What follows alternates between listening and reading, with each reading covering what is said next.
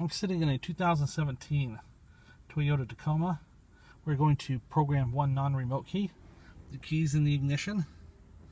The security light is right below the radio. And here we go. Tacoma. Key coding. 17. Mobilizer 3. Ignition's on.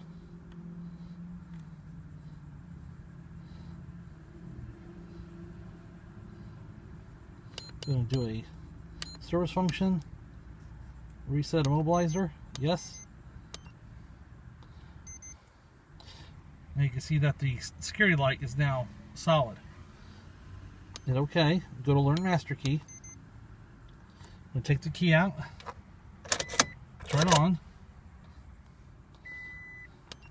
Hit Enter.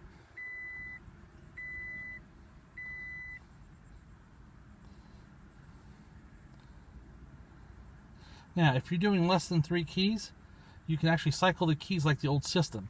You can see that the light is solid now. It's counting down. You just take the key and cycle it 5 times.